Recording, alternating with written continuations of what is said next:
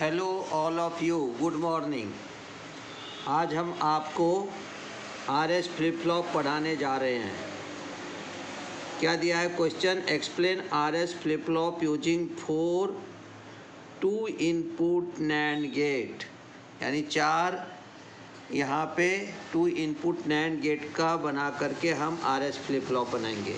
तो देखिए logic diagram of RS flip flop using NAND gate. यहाँ पे नैंड गेट 1 लिया, ये देखो इसके 2 इनपुट है, उसको शॉर्ट करके उसको एस यानी सेट नाम दे दिया। दूसरा N2 लिया, उसका भी हमने 2 इनपुट को यहाँ पे शॉर्ट करके इसको हमने रीसेट नाम दे दिया। तो 2 इनपुट को हमने यहाँ पे शॉर्ट करके इसको नॉट के जैसा बिहेव किए। फिर नैंड गेट 3 और नैंड नंबर 4, इसको एक्चुअल हमने आरएस फ्लिप फ्लॉप में क्रॉस कपलिंग कर दिया। देखो यहाँ से ले लिया हमने, AS हो गया तो इसको हमने S1 कर दिया, या S डैश भी कर सकते हो।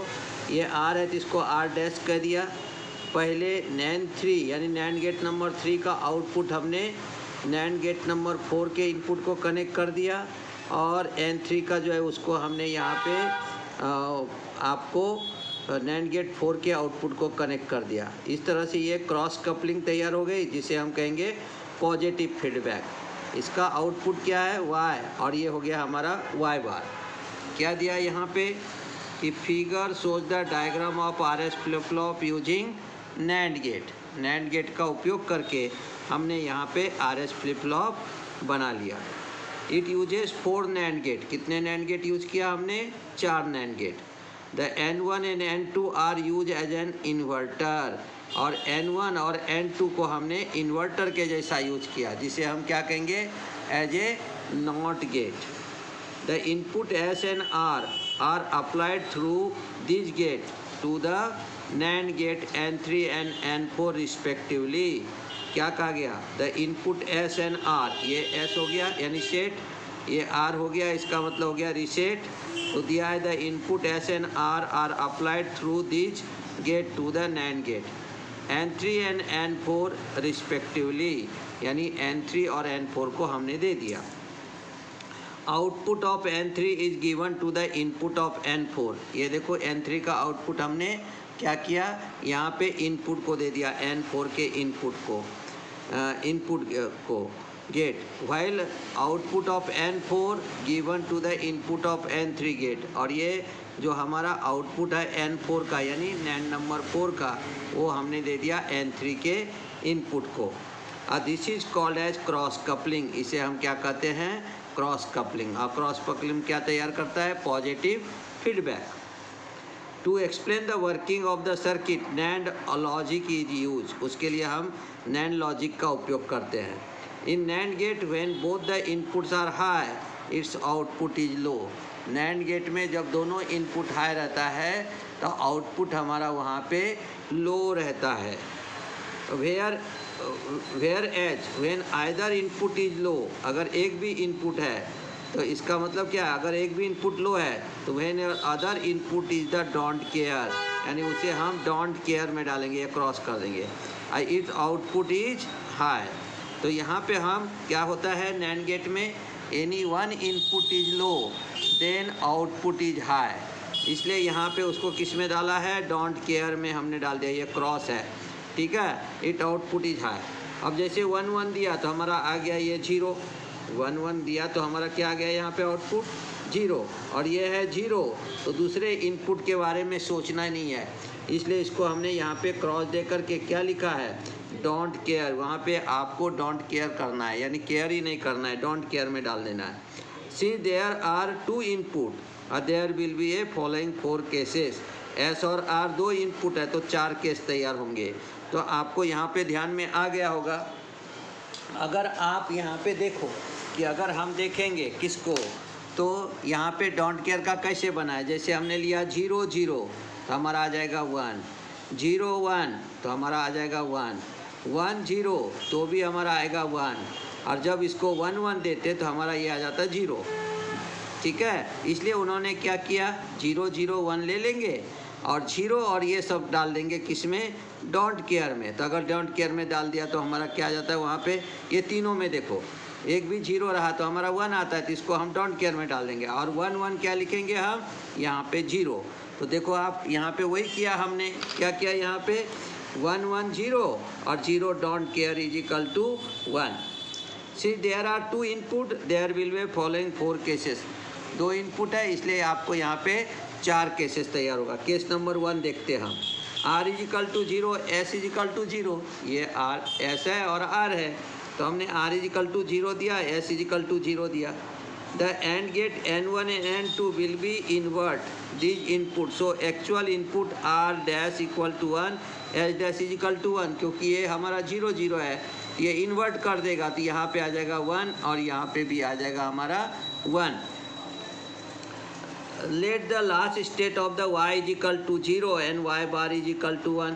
अगर आपने ध्यान में रखा कि जब हम कंप्यूटर हो या हमारा मोबाइल हो, कुछ भी रहे, उसको जब हम ऑफ करते हैं तो सब में फ्लिप फ्लॉप लगा हुआ है, तो कुछ फ्लिप फ्लॉप हमारा सेट रहता है, कुछ फ्लिप फ्लॉप हमारा रीसेट रहता है। इसलिए यहाँ पे क्या दिया कि अगर समझो लास्ट स्टेट यहाँ पे जो हमारा दिया हुआ ये फ्लिप फ्लॉप है, इस फ्लिप फ्लॉप में से y 0 है और y बार 1 है, इसका मतलब ये रीसेट कंडीशन में y आउटपुट को कंसीडर करेंगे, ये रीसेट कंडीशन यानी y 0 है, y बार 1 है, तो क्या होगा दिस y 0, ये y जो 0 है is given to the N4, ये N4 गेट को दे दिया, and so it don't care condition, ये चला जाएगा तुम्हारा डोंट केयर कंडीशन में, making the output y bar is equal to 1, ये y bar is equal to हो जाएगा 1।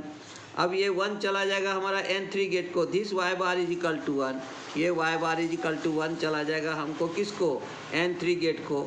सो it both the inputs are high, दोनों इनपुट हमारा हाई हो जाएगा, ये भी S1 भी हाई हो गया, R1 भी हाई हो गया, देखो यहाँ से, और ये दोनों 1 1 है, हाई हो गया, making its output y is equal to 0, इसलिए y इज इक्वल टू 0 कर देगा, तो कोई बदल होने का चांस वहाँ पे नहीं रहता है, तो y इज इक्वल टू हो जाएगा 0।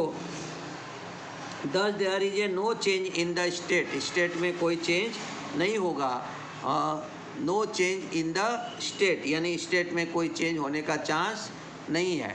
तो अब देखो यहाँ पे दिया हुआ है आपको y bar is equal to 1, this y bar is equal to 1 given to the N3 gate, so it's both the inputs are high making its output y is equal to 0, thus there is a no change in the state of the circuit, its output remain in the last state, वहाँ पे कोई बदल नहीं होगा, तो उसे हम कहेंगे वहाँ पे last state। अब दूसरे कंडीशन पे जाते हैं, देखो केस नंबर 2 है r is equal to 0, s is equal to 1, the NAND gate number N1 N2 will be invert this input, so the actual input R dash is equal to 1, S dash is equal to 0, क्योंकि R यहाँ पे 0 है तो invert कर देगा हमारा N1, इसलिए वो हो जाएगा 1 और S1 हो जाएगा 0। With S1 is equal to 0, N3 gate is don't care condition, वो चला जाएगा डोंट केयर कंडीशन में, so its output is y is equal to 1, this y is equal to 1 given to the N4 gate, so it both the inputs are high making output y bar is equal to 0, this is called test condition. तो y हो जाएगा हमारा 1 और y बार हो जाएगा 0, इसलिए हमारा वो कौन सा कंडीशन में जाएगा, सेट कंडीशन में जाएगा। नेक्स्ट पॉइंट को देखते हैं हम, नेक्स्ट पॉइंट देखो, अब क्या दिया आपको case number 3, r is equal to 1, s is equal to 0, the NAND gate N1 and N2 will invert this input, so actual input are R dash is equal to 0 and S dash is equal to 1, with R dash is equal to 0 and 4 gate is in don't care condition, so it output y bar is equal to 1, ये y bar is equal to 1 आ जाएगा, this y bar is equal to 1 given to the N3 gate यानी ऊपर वाले gate को दे देंगे, so both the input of high making output y is equal to 0, this is called reset condition. उसे कौन सा condition कह देंगे हम, उसे कहेंगे हम रीसेट कंडीशन। अब हम नेक्स्ट पॉइंट देखते हैं,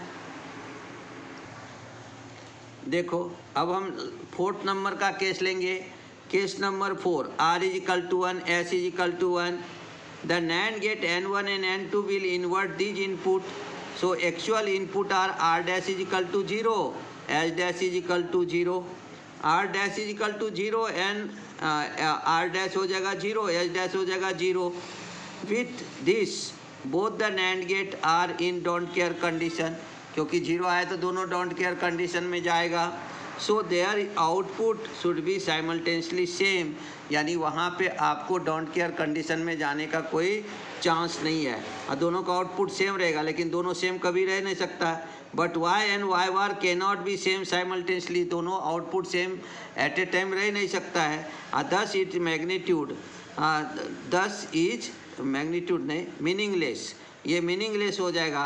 hence it is not allowed condition, जिसे कहते हैं फॉरबिडन कंडीशन, तो वो वहाँ पे नॉट अलाउड कंडीशन रहेगा।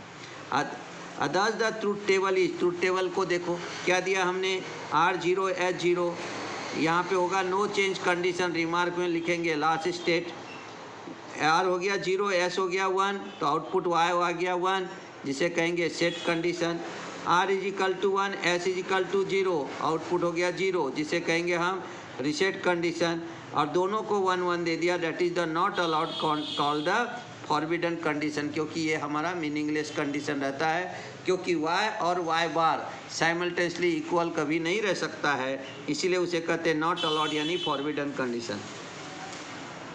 From the above truth table it is clear that there are 2 stables for the circuit, so it is called as RS latch, इसलिए उसको हम RS लैच कहते हैं, फ्लिप फ्लॉप को दूसरा नाम कहते हैं RS लैच। कह दिया from above truth table it is clear there are a 2 stable for the circuit, so it is called RS latch. Symbol of RS flip flop कैसा होगा, symbol of RS flip flop में ये set है, ये reset condition है, यहाँ पे H दिया, R दिया, इनपुट है, ये RS फ्लिप फ्लॉप हो गया, आउटपुट हो गया Y एंड Y बार। तो ये था हमारा, आपको वहाँ पे दिया हुआ है। तो आपको अगर ये वीडियो पसंद आए, इसे आप लाइक कीजिए, शेयर कीजिए, सब्सक्राइब कीजिए। धन्यवाद। कल मिलते हैं नए वीडियो के साथ।